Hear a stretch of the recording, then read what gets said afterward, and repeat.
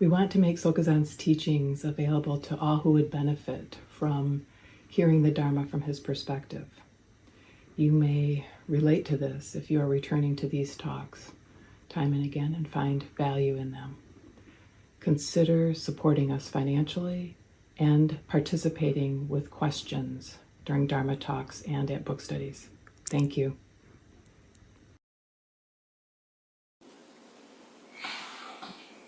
Thank you. So the talk this evening is on abandoning vain discussions or not engaging in useless discussion. And it comes from a teaching from the Buddha in his his last teaching. It's called Hachi Dainin Gaku. That's what the Japanese call it, because this is from Dogen. It's also in Dogen's Shobogenzo. And interestingly, I thought, it was also Dogen's last teaching. He wanted to do 100 fascicles. He only got to 95, and he got sick and left the temple for the city where he was trying to get a cure, but he died about a month later. And the Buddha, this was given on the day he died, so they call it his final testament, his last teaching. And it's called Hachi Dainin Gaku, the 8 qualities of a great person. And I'm going to focus on number 8, but I'll go through the others first so you get an idea of what this is. It might sound familiar to you, a little like the precepts, like a provisional teaching. And it's interpreted in different ways. And this is in the Mahayana Mahaparinirvana Sutra in the Anguttara Nikayas, which is in the Pali Canon. So Hachi means 8, Dainin is great person, and Gaku is awakening.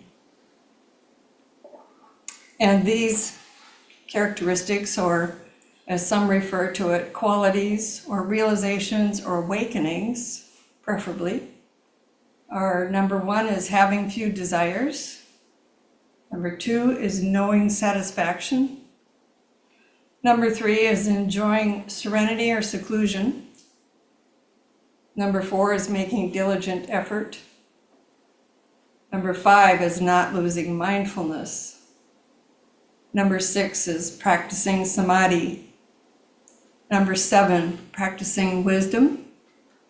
And number 8 is called fukaran, I'm not sure how it's said, avoiding idle discussion. So Karen means discrimination based on human thinking.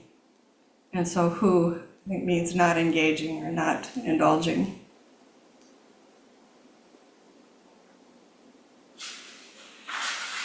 So I've been thinking about this 8th one for quite a while, several months, because it's come up so often that I find myself engaged in a discussion that is futile. And with what's going on today in the world, there's lots of polarity and discussions that end up in arguments. So not engaging in useless discussion doesn't mean just you can't talk about the weather or tell jokes or just talk about something that doesn't have to do with the Dharma, although everything has to do with the Dharma. But it means not arguing, not engaging in argument or discussion that is pointless or has some kind of attachment. So I don't know, over the holidays, I had some of these discussions, and I found out how easy it is to get caught in talking to somebody and get triggered by something that offends you, offends your beliefs, offends your opinions, maybe offends you personally, but is just plain feels like it's offensive. So not engaging, that's easier said than done.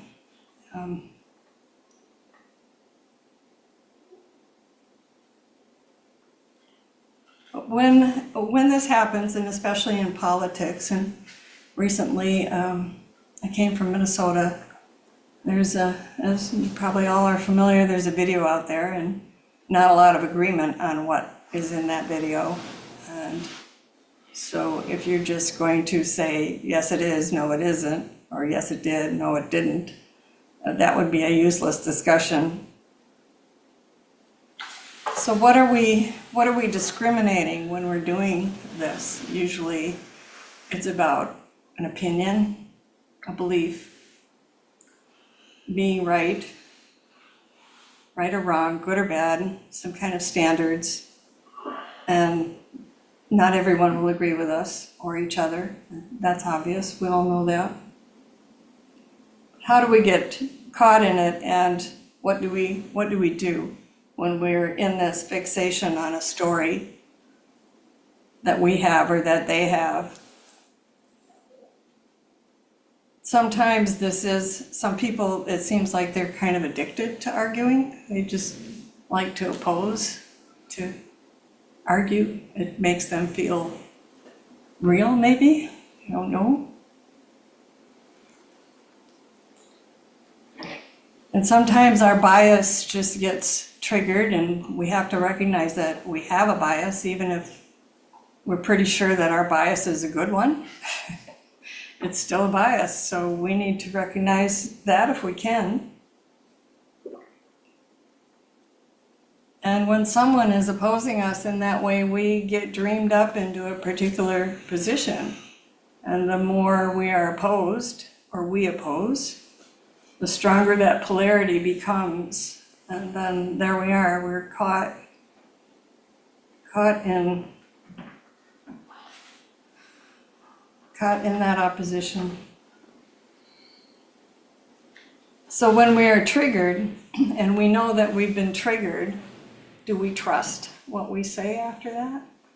How do we respond? How do we react? So the questions that are good to ask, if there's time between hearing and responding, is, did I actually hear what's being said? Was I listening? Is what I think they said what they actually said? What do they want? And what are they looking for, maybe, in way of a response? If you have bodily reactions, it's a good time to pay attention to those before responding. So somewhat patience. Sometimes we just get poked. We wanna strike back. I know if I'm angry, the words that come out aren't right. They're just they don't make sense necessarily, or they're offensive, or they're just not helpful. So it's helpful for me at least to think, what is my motive?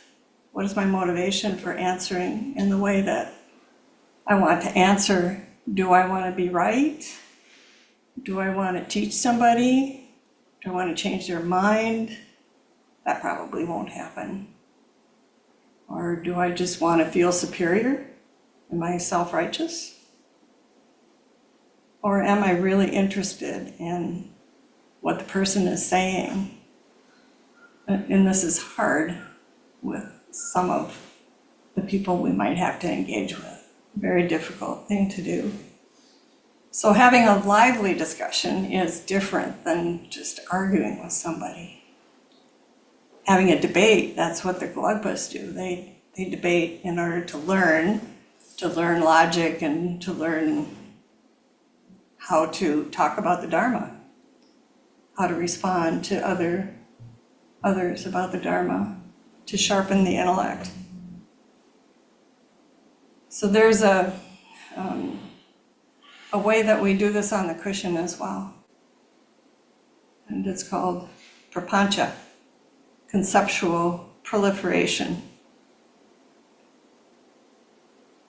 So if you have a story about what's happening or has happened to you, I know I caught myself making up a story about how things were in the past and why that happened. And sometimes there's a blame there. Well, if my parents hadn't done this, or if this hadn't happened to me, and making up a story. And memory is it's just thoughts about other thoughts. There's nothing actually true in memory. If you have siblings, you probably know that. You remember things differently. So this conceptual proliferation that we do is just something that we want to watch and see how that process works. Neuroscience has even told us that when we go over and over a memory, reconstituting a memory, we're just making a new memory. Whatever the original memory was is not the same anymore, because it wasn't real in the first place. It was just how we perceive that.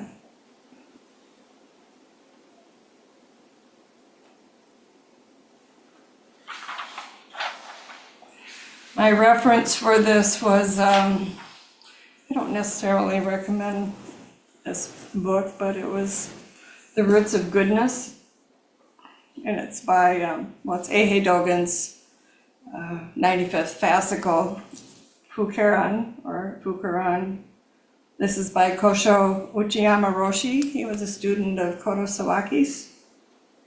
One of the things he says about a great person is that this means an adult.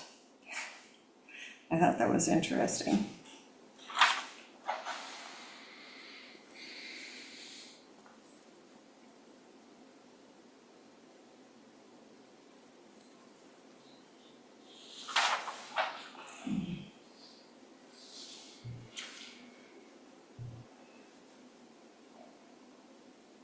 I don't think I have anything else. Are there any questions? Sokuzan? So the way in which you seem to be talking about it, it shows up, the question that shows up is, if you're holding forth and saying something, how can you not be judging yourself if you're stopping yourself from saying, if you know you're right about something, why wouldn't you just tell the person, well, you can see you've thought about it, you've reflected on it, you've meditated on it, you know you're right. So isn't there a kind, loving way you can say, you're wrong? And if you said it in a really soft voice, that'd be okay. You know where I'm going with that. I'm just saying, let's go down into that. How do you see what that teaching is actually pointing to, rather than jumping into speculations about it? That's what I'm asking you. And you're welcome. Thank you. So the teaching is that doesn't matter. There really isn't any right or wrong. There are the positions. But why would you would not tell somebody either kindly or otherwise that they're wrong? It would not serve. But what if any they are purpose. How would you know if they're wrong? That's what I'm asking you about. How would you know? I don't know if you can know if they're wrong.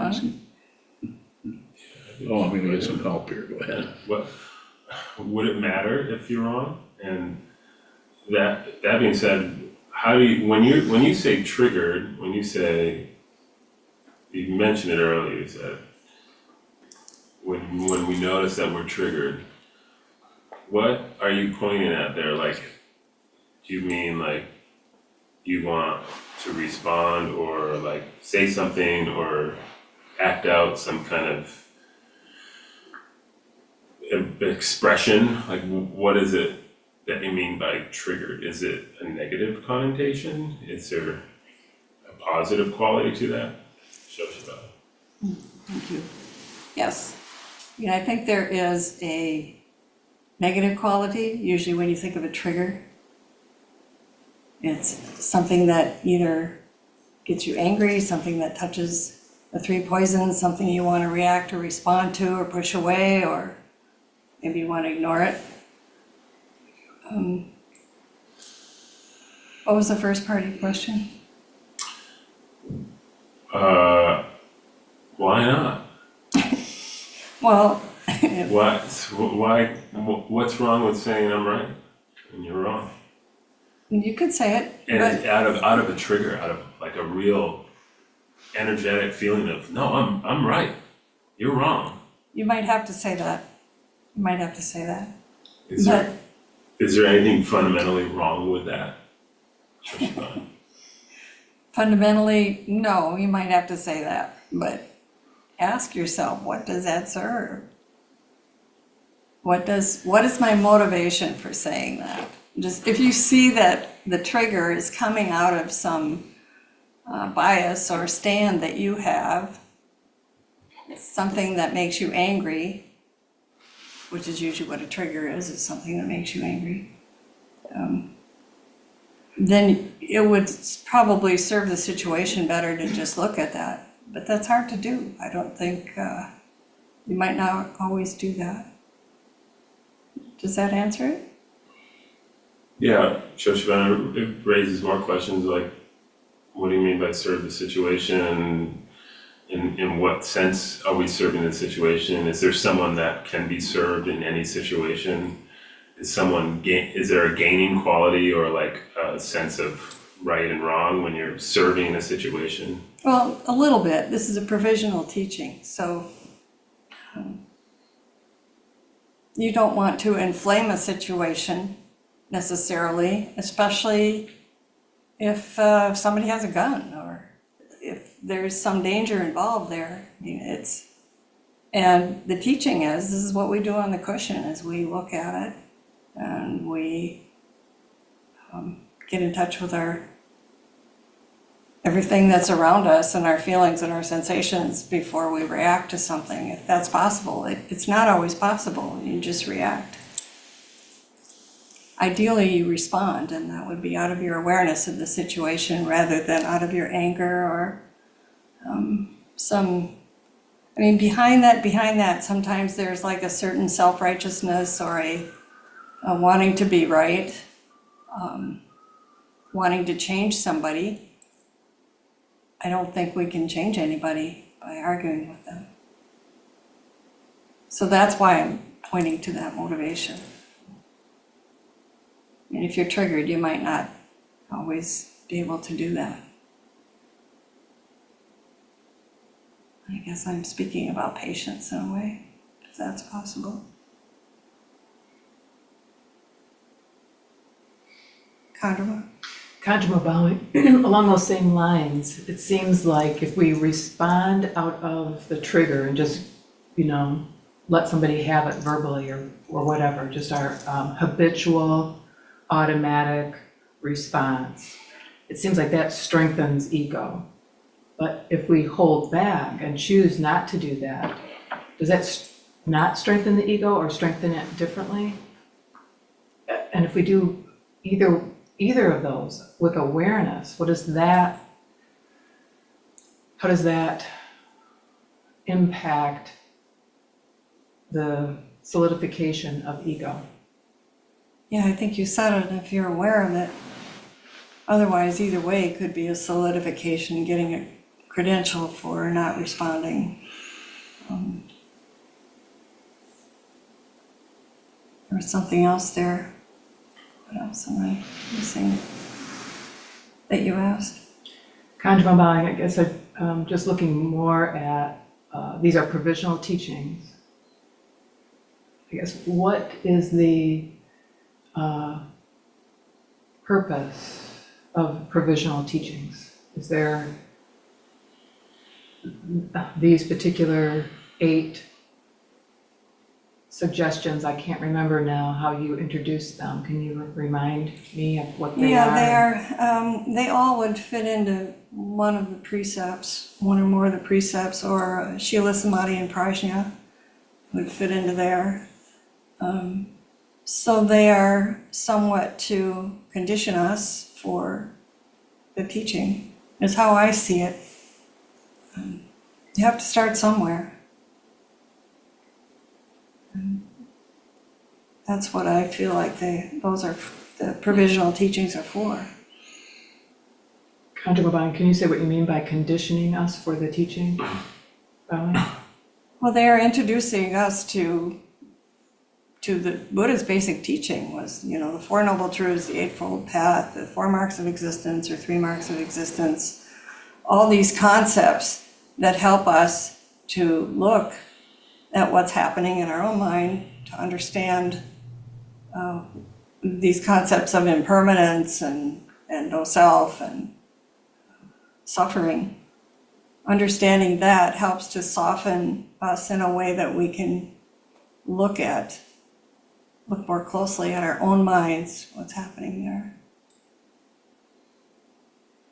Kanjababang, bowing. That's something that I've been really focused on is that when we're looking at the wall and we're observing our mind,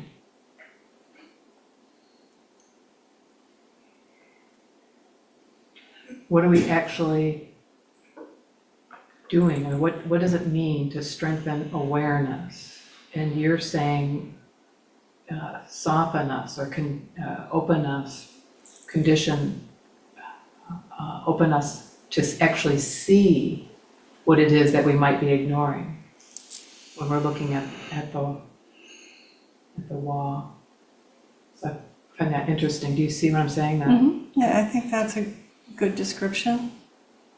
I think there's also things happening that we're not really aware of in our practice that we can't quantify or qualify particularly. Kind of an undoing. Contour bowing, that makes me want to ask about unknowing. So here we are, we're doing a deep dive and really trying to see what is actually going on in our own minds. And then there's this teaching of it's not about understanding, it's about seeing. Has that got an application here, Bowing? I think so. I'm not sure how to go into that more.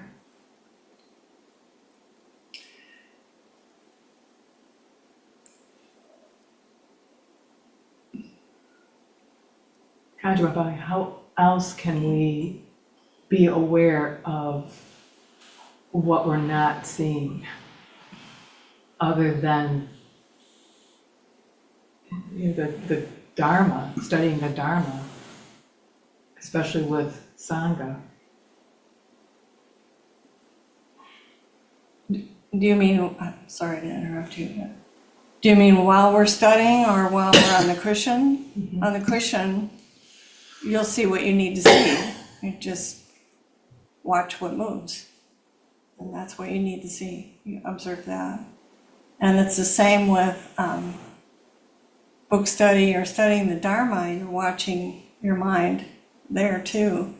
But you're also interacting with others. So it's easy to get caught in going after that nugget out there, that fish hook.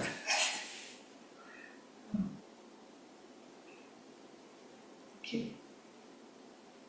Other question? Jishin. I don't know whether in provisional teachings there is also dependent origination included, but it seems to me that if we look at a specific situation from the view of dependent origination and that everything that is happening is supposed to happen, how can anyone be wrong in that situation? there is no one there, and it's dependent origination. Well, Yeah, thank you. Well said.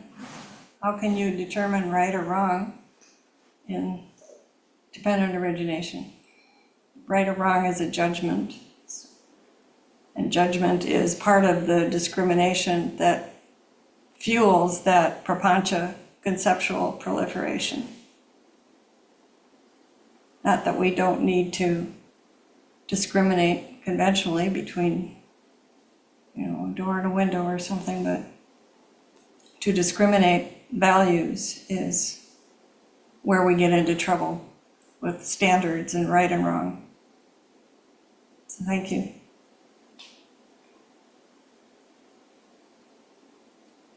So, Erlam?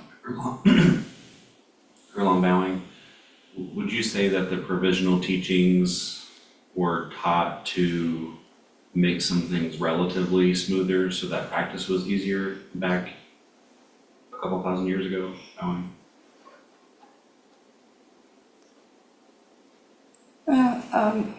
I think so, but I think also the provisional teachings are actually more than that. I mean, you can go very deep into those,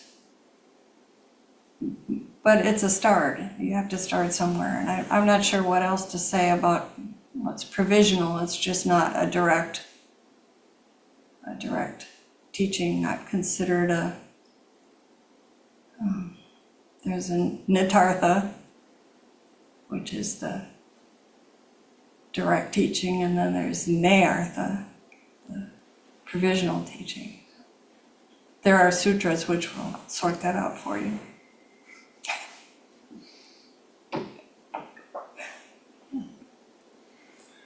Erlang Bowing, it feels like, and I'm asking, that provisional has sort of a negative flavor, like, oh, that's just a provisional teaching.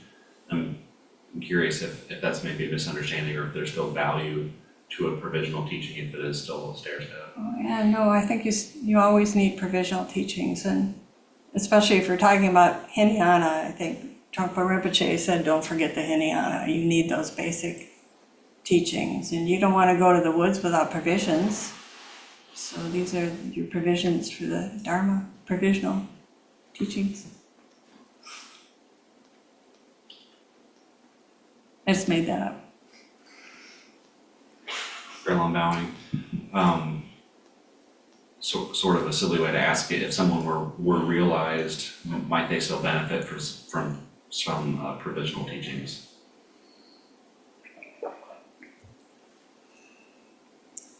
I don't know. I guess it would depend on the individual. Yeah, I don't know.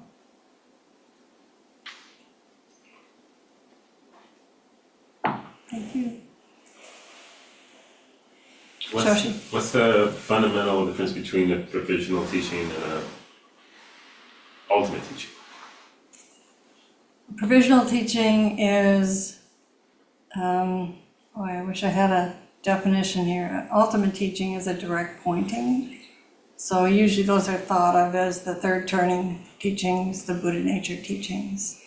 And the provisional ones are everything else. So in this teaching of Dogen's teaching of what's he saying? No useless chatter, no blabbering. Useless discussion. Where is the ultimate teaching in that?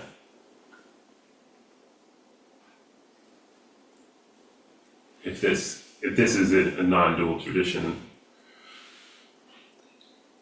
Well, I don't know, that's a confusing question to me. I'm not sure what you want to know.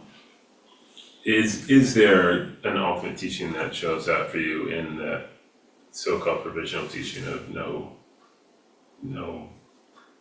jibber jabber, no blab? What's his words on that one? No Useless discussion or spurious discussion or some, many words, vain discussions. So is there an ultimate teaching, in that provisional teaching? If there is, I'm not sure how to break that out. I could, the ultimate and the provisional, just like ultimate and relative are not separate. So I think those are viewed in the same way. Do you have an idea how that might look? Yeah, I mean, I can't remember that word. How a provisional teaching might show up in an ultimate way? Provisionally, I think at first.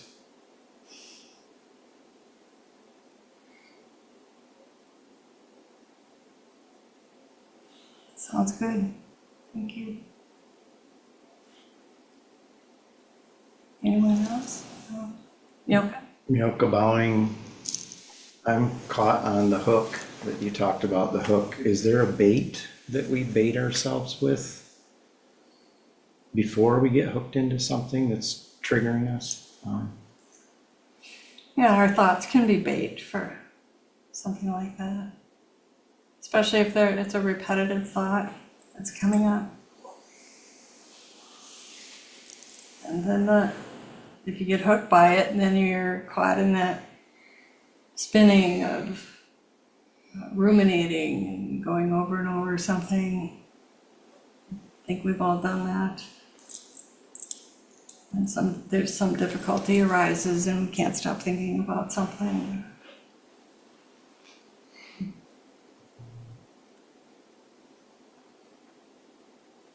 Myoka bowing, taking this fishing thing further. Is there a way to catch and release, or do, as SokukoJi always says, eat it? Yeah, so Yeah. how does that look to you? Yeah, eat it sounds good. Yeah. But when you're observing your process, your thoughts, the teaching is not to do anything with them. So if you're just watching them, you might catch something, you might eat something, or throw it back. Watch it come around again.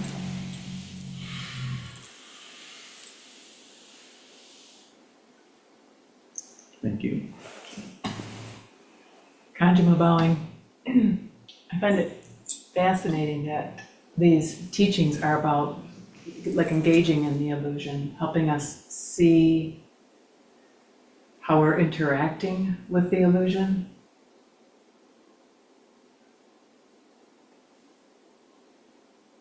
There was a question there, just a second, I'm fishing.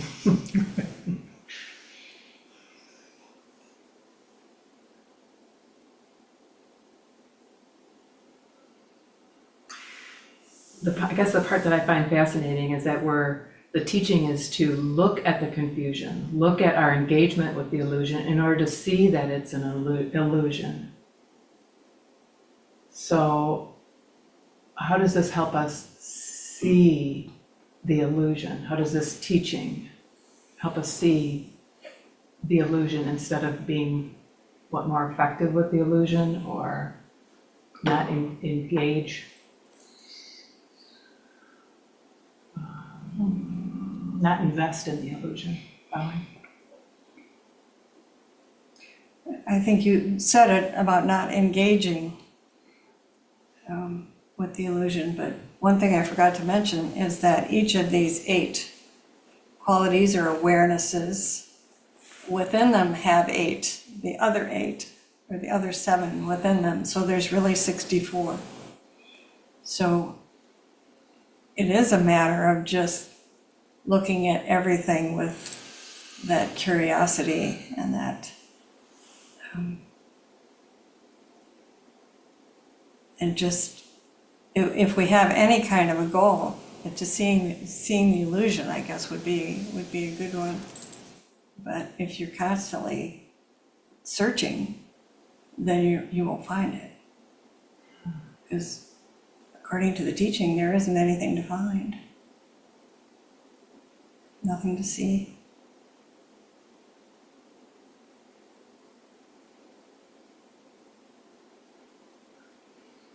Is there more? I feel like I missed it. No, It's kind of, for me, it's kind of like why focus so much on, like not gabbing or whatever this one is, not being pulled into meaningless discourse or unhelpful discourse.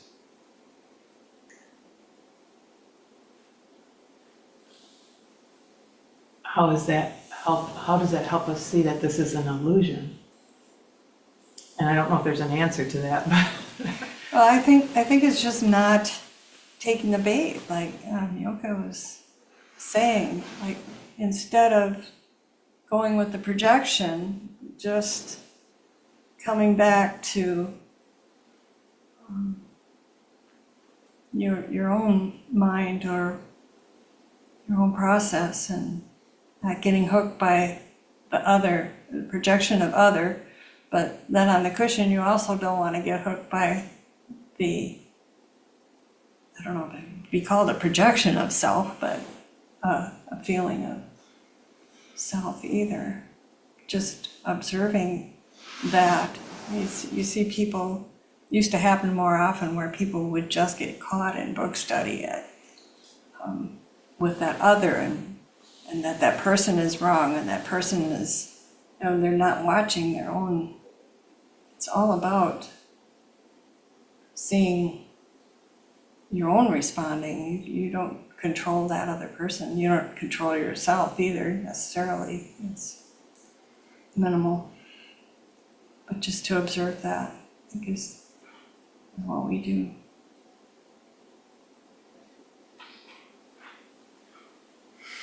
Contra bowing, it just seems like such a conundrum that it's like we're solidifying ourselves, we're solidifying other. I am solidifying self, I am solidifying other with these types of teachings, bowing. Maybe, but you can't focus on not solidifying. There's kind of no way around that except awareness. It sounds like you're aware of that. So if you're aware of that, that's the process. That's the work, I think.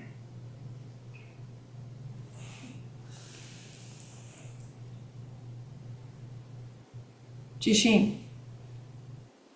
Bowing. I cannot find the word, but that word avoiding a pointless discussion somehow makes me uncomfortable, because it feels to me that when I'm avoiding something, there's already a separation, and I'm creating a deeper separation between the situation in front of me and myself.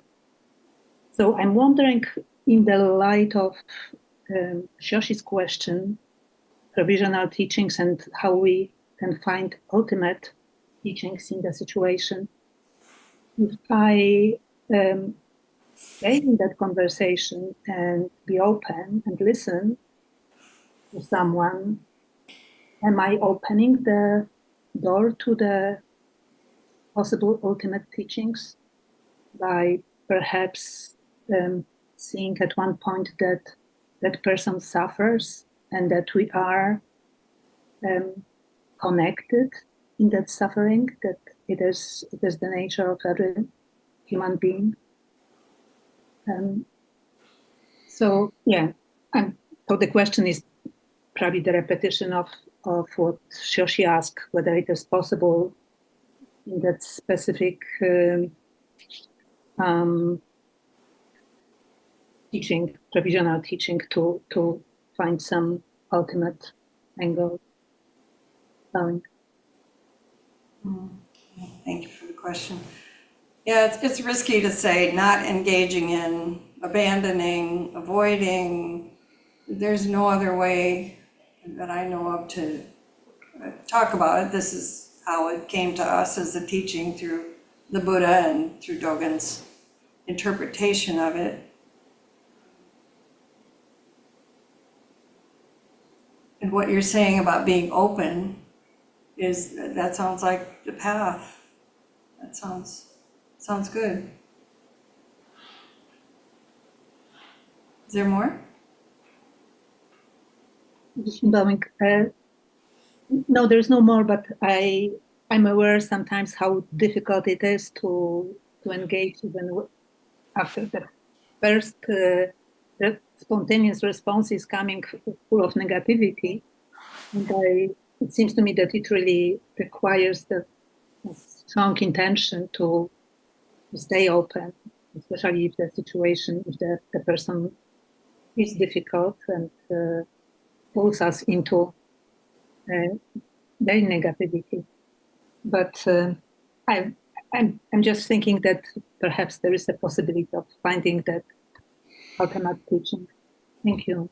And I would like to say that I really like your teaching and the way you are presenting those situations, which I guess life is full of them. So thank you for engaging us. Thank you. I was thinking as you were talking about the 4 karmas, that's another way to work with that if not engaging, if someone is being particularly pushy with you, you can leave. That's the destroying karma. And there are all kinds of ways we work with those things that are not, they're doing something, but sometimes we have to do something.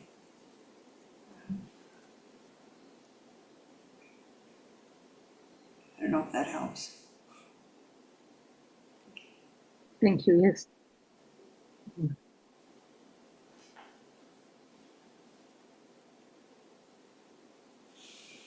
We have lots of time. Or we can sit.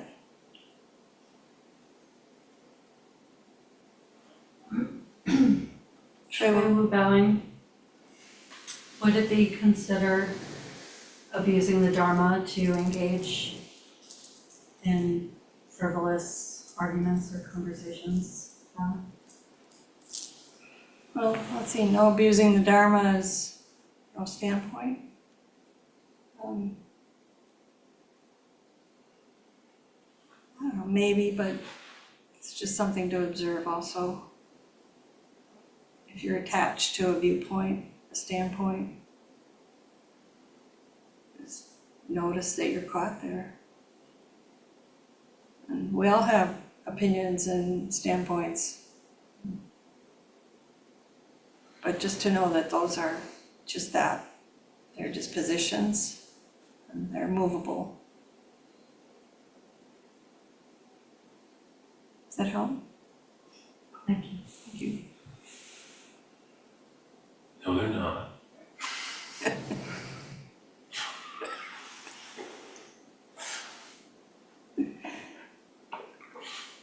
It's such about unserious. On a more serious note, how do with all these observances, you were saying 64, 8 on 8, all these observances in this teaching on this path, how does one find themselves being genuine? How can you use all these or observe all these activities and be who you are, be yourself, be genuine? I wouldn't do it by going by that list and trying to do all 64 things there under each category, or I don't know how to practice in that way, but that they call it the 8 awarenesses, which is the best translation of a great person, I think is kind of the key. It's just awareness of those things. Just like our precepts are to observe and impossible to completely do all of those. Is that what you were asking?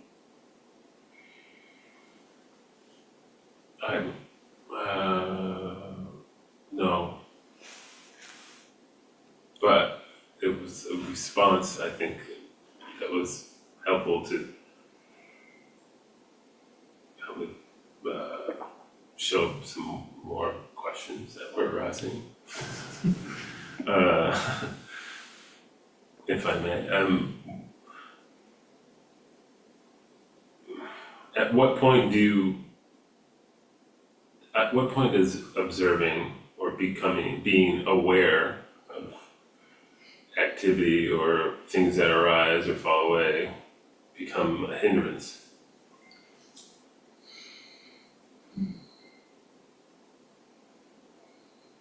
Maybe when you're forcing yourself to be aware, because you can't really be aware by willpower. I think it's a thing you can actually do. I think it becomes, all right. It's more about not doing.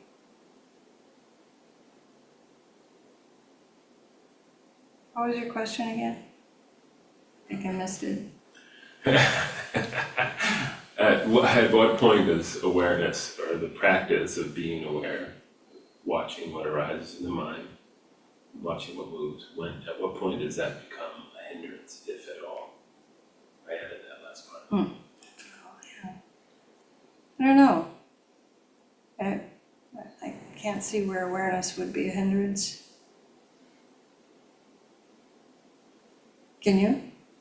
SokukoJi? In his question, what assumption is he making and what assumption are you making? Yeah, that's a really interesting question.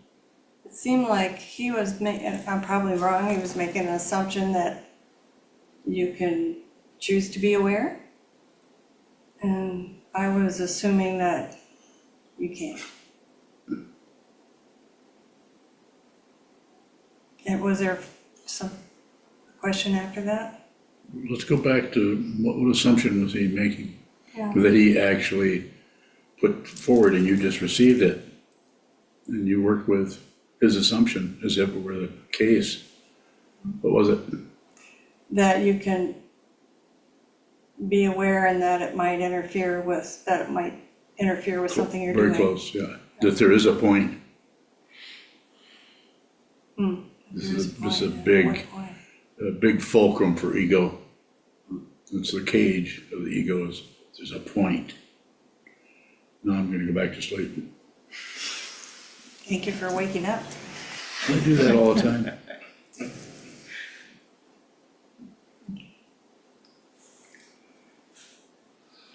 Shoshiban, is there another way to say that without saying a point? Would it be an arising or an observation of something that looks like it's happening?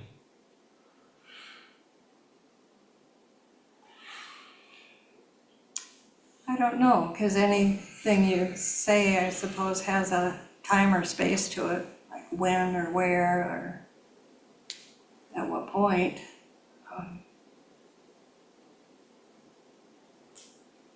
I'm not sure how to address the question in that way.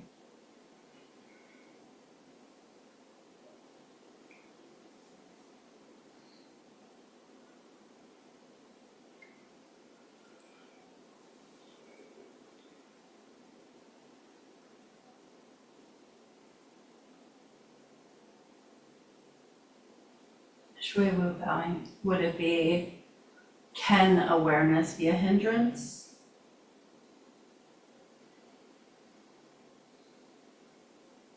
It can't be a hindrance. It's not anything, it's not a thing. It's more like space, which can't hinder anything. Everything arises in it. So thank you for asking it in that way. It helped.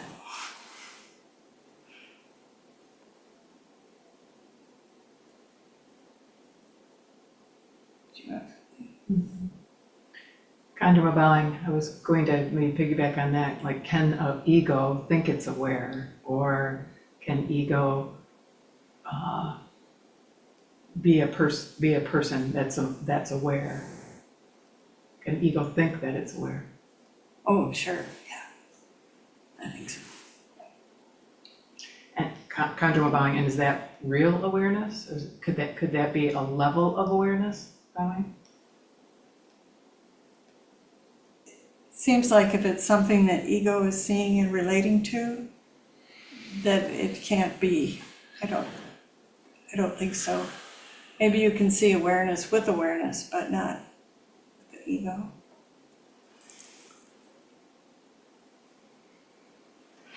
Kadra bowing. I was actually noodling on thinking about analyzing the question about what is the ultimate teaching in this provisional teaching.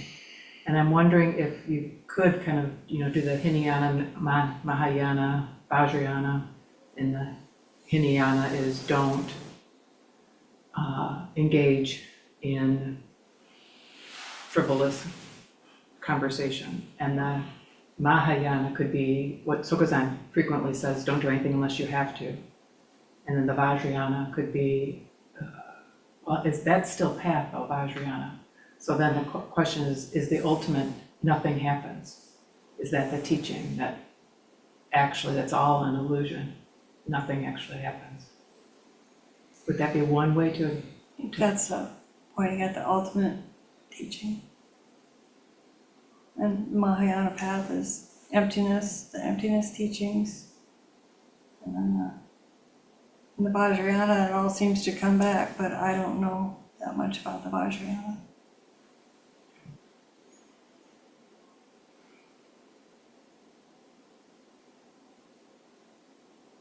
It's more everything is included in the Vajrayana.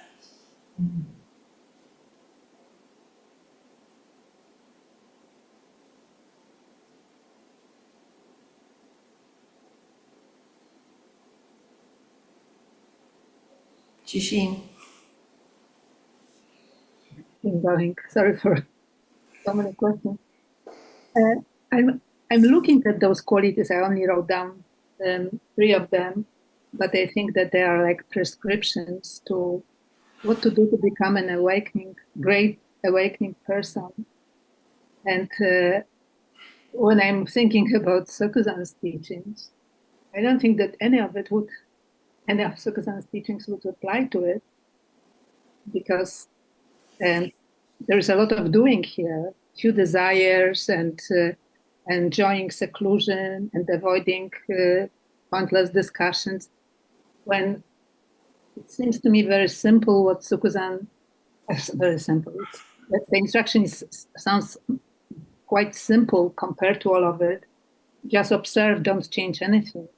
And in SokukoJi's teaching. So I'm just wondering how you see the difference between those 8 qualities and which are suggested versus teachings which we receive. Well, like I was trying to point out that that these are very much like the precepts. Our precepts say no killing, no stealing, no illusory words, and so on. This is stating it in a more positive way, having few desires, knowing satisfaction. But they're all observances in the same way, things to be aware of, they use realization, the 8 great realizations or awarenesses. And if it's not a teaching that helps you, then there are lots of teachings. And it was only the 8th one that caught my eye, so. If one actually, as they're practicing, sees that they're having fewer and fewer and fewer desires, and one begins to build up some kind of a conclusion about that, or you could say a credential, does that kind of stop what's being pointed out here, having fewer desires? Does that do something with that, or is it okay to have a credential there? Or to have a conclusion, have fewer desires? How's the path meant for you? Fewer desires. I'm just curious how it's showing up. There's no right or wrong answer. I don't have to even say that to you, but how does that show up for you when you? That if you're aware of that, then as long as you're aware of it, I don't see a problem with that. If you weren't aware of it, is there a problem? Well, there could be. Really?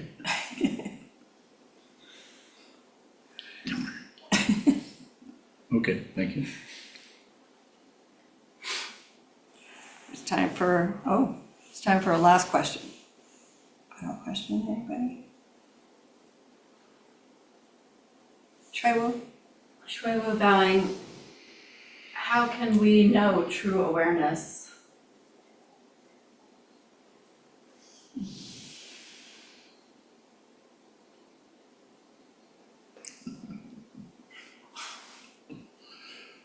Did you put her up to that? No, it's very funny because there's really no answer to it. I think, what was it? I was reading recently, this ancient teacher said, no, I don't mean to take your fire away from you here because you're on the podium, but such a great response. It seemed like what was that? A nose can't smell itself. Kind of That's, image that kind of helps you see that you really can't, awareness can't really know itself, can't see itself. So tell her that. yeah, can't really see itself, although I've heard you say that awareness sees awareness, but you were talking about knowing. How But it doesn't see know any. awareness. It doesn't see anything. If the awareness sees awareness, then what does it see? Awareness. It sees it's there, yeah.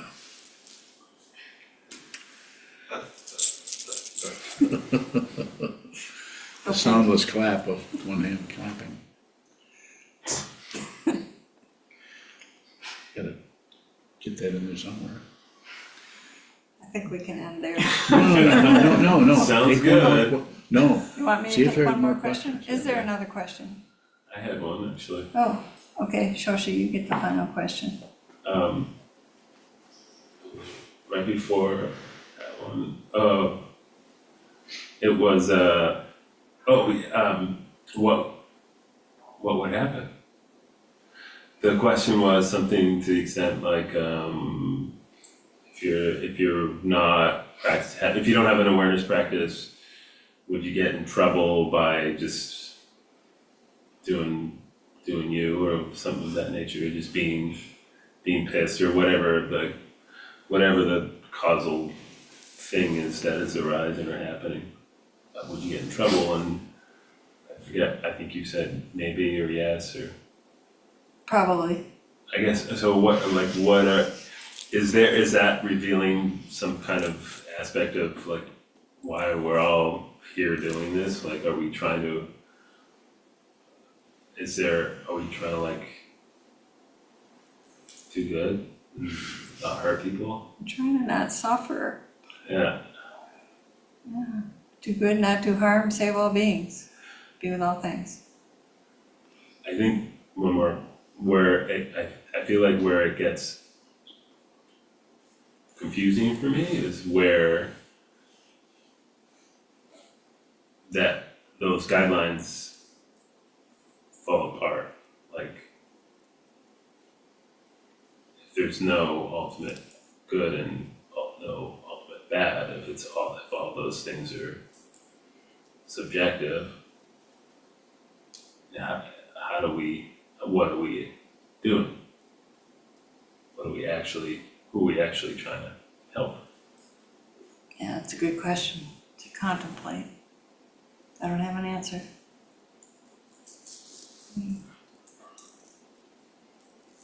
You're asking about kind of meaning. What is Say the again? meaning? It sounds like you're asking about meaning. What is the meaning of doing this? And the meaning is just doing it.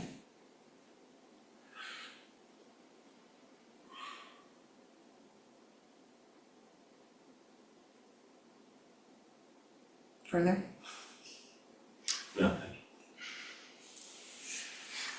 Thank you very much. I'll dedicate the merit